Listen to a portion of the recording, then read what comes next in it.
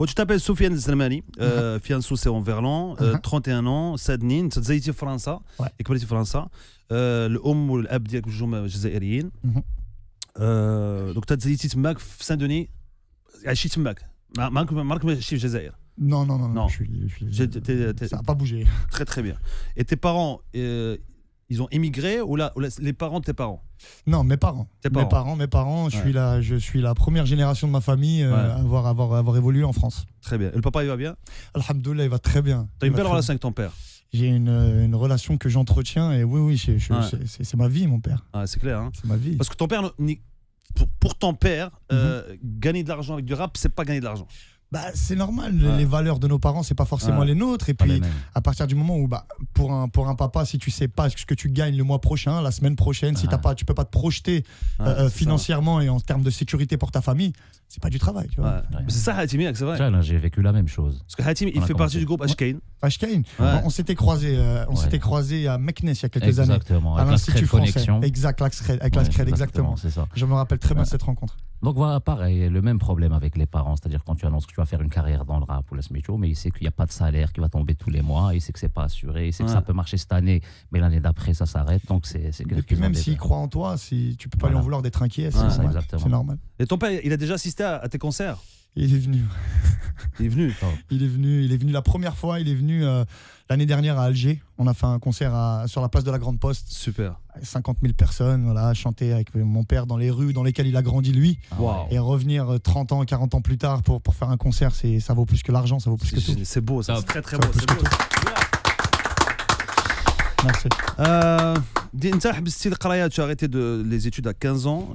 J'ai pas arrêté, c'est eux qui m'ont arrêté. Moi, je voulais continuer. C'est vrai. Ils m'ont dit laisse tomber. Ils m'ont dit rentre à la cité. C'est qui t'a arrêté? Ils sont plusieurs. Ils sont appelés. Ils m'ont dit laisse tomber lui. Qui rentre. Non, voilà, c'est vrai. Au foot à matin, tu t'es réveillé pour aller à l'école. Il a mis le cartable et il sortait. T'es où? Tu vas où toi? Tu vas où? Non, c'est fini. Ah mais je suis pas au courant. Mais c'est fini. Non mais c'est fini. C'est bon. C'est fini. Si encore il restait le cartable.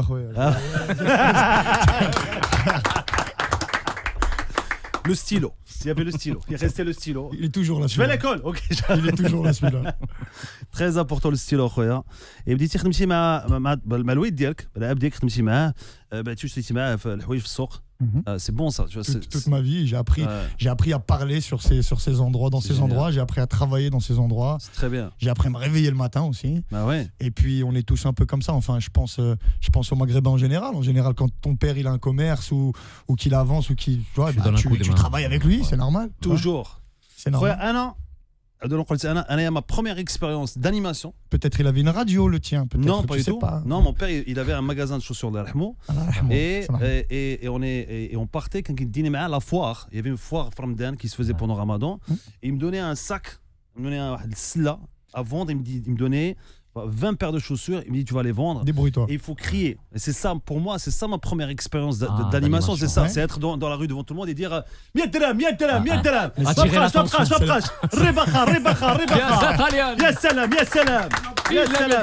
la meilleure école. C'est la meilleure école. C'est la meilleure école. C'est ce qui est bon, frère. Et ce qui est énorme, c'est que toi, tu as. Alors, première expérience rap, tu as démarré quand? Tu te rappelles? Tu as démarré, la première fois où tu as démarré, tu as dit ouais, je vais faire des raps. Tu l'as su, tu en étais sûr que tu voulais être rappeur. Être sûr, ouais, on commence toujours très tôt. Avec les premiers textes, 11 ans, 12 ans, comme ça. Bon, voilà.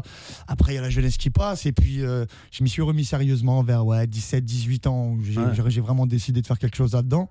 Moi, à la base, je suis même encore plus de l'écriture que du rap au début, mais voilà, j'ai grandi dans ces quartiers-là et c'est notre culture, donc je m'y suis rapproché naturellement et ça s'est fait vraiment naturellement. Excellent. Après bon, tu as fait des titres, tu as enregistré petit à petit.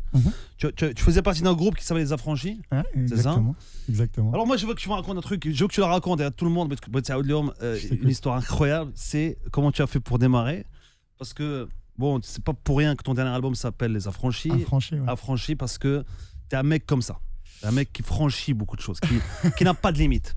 C'est que pour démarrer, ce gars-là, il s'incrustait dans des émissions. Ouais, c'est vrai. Il rentrait. Il rentre. Par exemple, on est en train de... Il y a un mec qui va arriver à un moment donné, c'est lui, à l'époque. Ouais, c'est vrai. Il va être là. Lui, l'invité, il sait pas qui c'est. Moi, je sais pas qui c'est. Mais si t'es là, il y a forcément quelqu'un qui sait qui t'es. Tu vois ce que je veux dire? Mais ils savent pas. Et à un moment donné, il va y avoir un live, il va y avoir un freestyle, il va y avoir quelque chose. Et ce mec-là, qui lui, de l'époque, il va prendre le micro, il va chanter.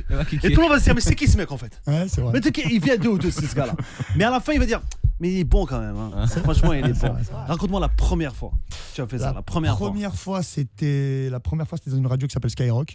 À l'époque, c'était la grosse radio, machin. En fait, t'as ciblé. Bon, direct, on va pas se casser la tête, on y va direct. Et en fait, je me suis fait pote avec le mec à l'entrée. Je me suis fait pote, on discutait, voilà, une fois, 2 fois, 3 fois. Après, je lui ai dit, laisse-moi passer. Je regarde vite fait comment ça se passe. Je regarde juste. Je suis rentré, j'ai attrapé un micro, je suis passé derrière. Et en fait, comme il y avait beaucoup de rappeurs, je me suis mis derrière un rappeur, comme si je fais la queue. Tu vois, j'attends mon tour. Moi, je suis prévu, t'as compris? Et dernier moment, ouais, j'ai pris le cash, je prenais le cash, je rappais. Et c'est comme ça que j'ai fait mes premiers contacts.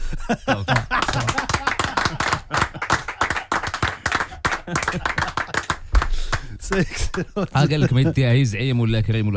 C'est ça. Bah après, tu vois, c'est une musique qui vient d'un certain endroit. Donc avec cet endroit-là, il y a une éducation, il y a un culot qu'on a, nous, tu vois, il y a une manière d'être, tu vois. Voilà, il fallait se faire connaître, on est allé au charbon et puis c'est tout. Hein. Et ça marche. T'as eu la même histoire avec Cool Chain aussi? Ouais, Cool Chain, c'était la première vraie fois où je passais dans une radio et ouais, il m'a confié un micro. C'était un Planet Rap de Format People à l'époque, j'étais très jeune et j'ai lâché un freestyle et de là on est resté en contact après avec le temps d'ailleurs jusqu'à ce que j'ai encore fait les Bercy d'NTM là, les derniers là il y a quelques semaines, on les a fait ensemble donc c'est une belle relation avec les anciens de chez nous. Bravo, c'est une belle histoire de réussite. C'est bien. Merci beaucoup.